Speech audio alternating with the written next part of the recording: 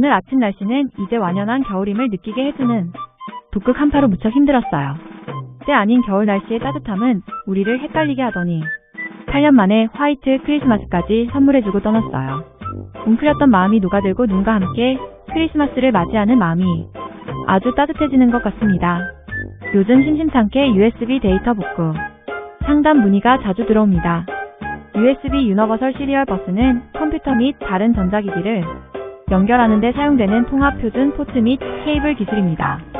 USB는 이동식 디스크, 플래시 드라이브, 키보드, 마우스, 프린터, 스캐너, 카메라, 휴대폰, 태블릿 등에 활용됩니다.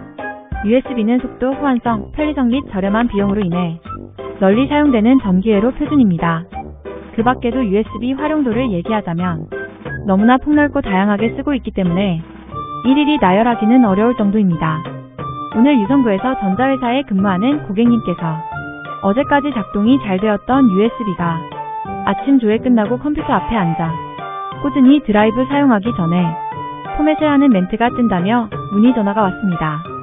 USB를 어떻게 포맷을 한다는 말인지 포맷은 절대 안 되지 하며 취소를 누르니 액세스할 수 없다는 문구가 떴다는 것입니다.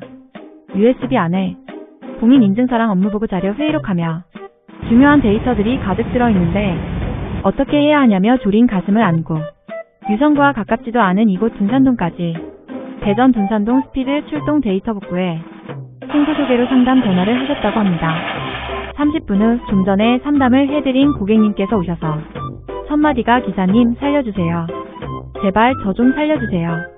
이 USB 안에는 제가 한 달 내내 조사하고 검토한 업무보고 자료들이 들어있습니다.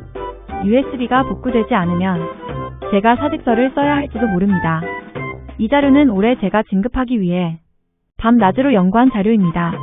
간절함의 얼굴은 이미 경직되어 있었습니다.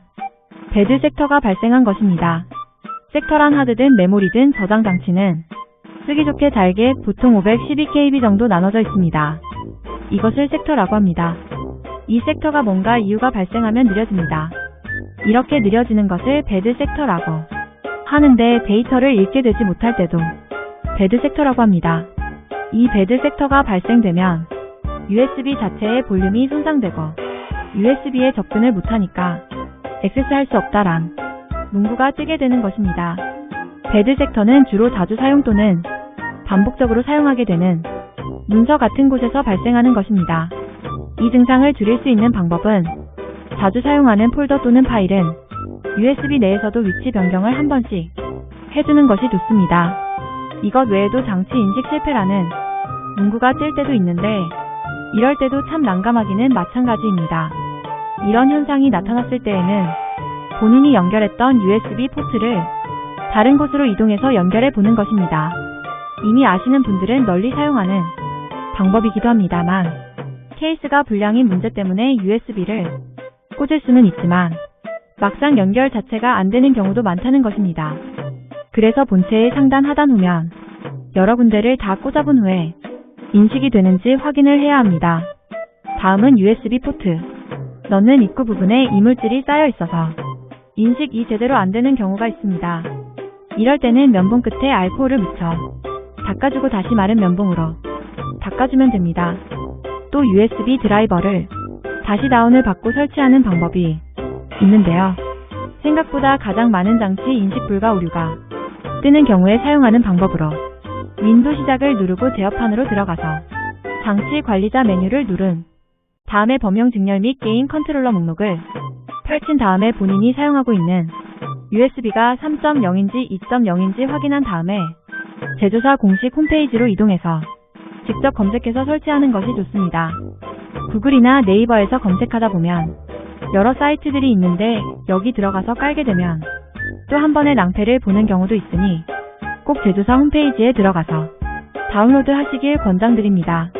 이 정도면 USB 인식 불가능은 웬만하면 다 해결된다고 보는데 이 방법을 다 해봐도 안 될 때는 컴퓨터의 전원을 껐다가 다시 켜는 방법도 있습니다. 보통 휴대폰에서도 렉이 걸려 화면이 고정되어 다음으로 안 넘어가는 경우도 있는데 컴퓨터도 마찬가지입니다.